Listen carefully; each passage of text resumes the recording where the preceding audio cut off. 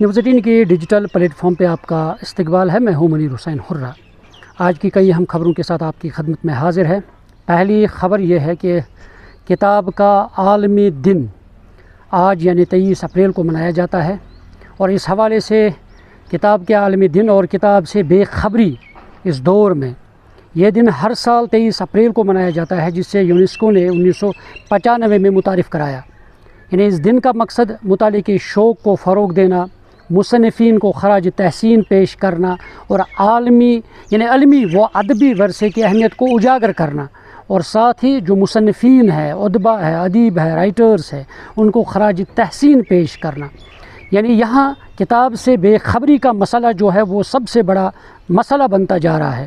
آج کے اس ڈیجیٹل دور میں کتاب سے دوری ایک سنجیدہ مسئلہ بنتی جا رہی ہے، اور اس کے چند اہم وجوہات ہیں۔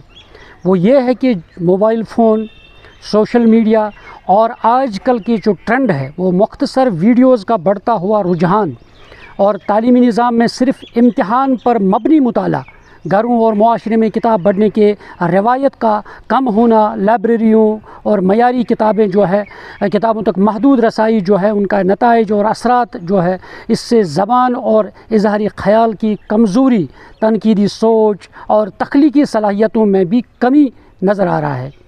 اور آج کل کے دور میں زیادہ تر یہی ہے کہ معلومات کی سطح نوعیت جو ہے اس کا گہرائی کا فقدان ہے، نوجوان نسل کا علمی و ادبی ورثے سے دور ہونا۔ اور کیونکہ کتاب کی بات ہم جب کرتے ہیں، کتاب صرف معلومات کا ذریعہ نہیں بلکہ سوچ، شعور اور شخصیت سازی کا اہم ستون ہے۔ مطالعہ انسان کو مختلف نظریات، تقاضوں اور تجربات سے روشناس کراتا ہے، جس سے ذہنی وسعت پیدا ہوتی ہے۔ اور اب جس طریقے سے ہم دیکھ رہے ہیں کہ آج کل کے اس ڈیجیٹل دور میں کتابوں کا مطالعہ کرنا وہ ہمیں کم دکھائی دے رہا ہے، اس کا فقدان ہے۔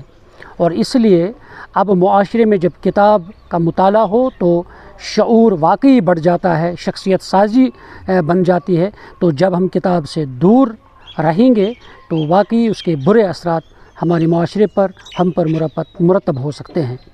اور خبر یہ ہے کہ ضلع ڈیزاسٹر مینجمنٹ اتھارٹی بارہمولہ کی جانب سے کل یعنی جمعہ 24 اپریل کو شوکت علی اسٹیڈیم بارہمولہ میں سول ڈیفنس یعنی year red black out موک drill منعقد کی جائے گی، اور یہ مشق 2 مراحل میں ہوگی۔ پہلا مرحلہ جو ہے وہ دوپہر 12 بجے اور دوسرا مرحلہ جو ہے وہ رات کے 8 بجے ہوگا۔ یہ صرف تیاری کے تحت ایک مشق ہے، یعنی فرضی مشق کی جائے گی۔ شہریوں سے بھی گزارش کی گئی ہے کہ پرسکون رہے اور کسی قسم کی گھبراہٹ کا شکار نہ ہو۔ اس مشق کا مقصد عوام کو بلیک آؤٹ اور بحرانی صورتحال کے دوران ہنگامی رد عمل کے پروٹوکول سے واقف کرانا، اور شہریوں اور انتظامیہ دونوں کی تیاریوں کا جو اندازہ ہے وہ لگایا جاتا ہے۔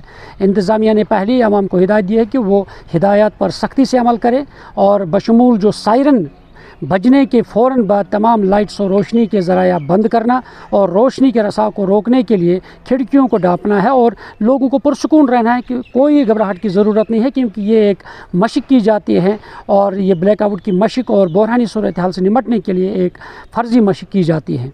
اسی طرح ضلع بارہمولہ کے قصبے ہانجی ویرا بائی پاس پر تعمیراتی کام ایک بار پھر اس وقت روک دیا گیا جب پلالن کے کسانوں نے معاوضے اور زمینی ریکارڈ پر مبینہ بے ضابطگیوں کے خلاف نئی سڑک کو بلاک کر دیا ہے۔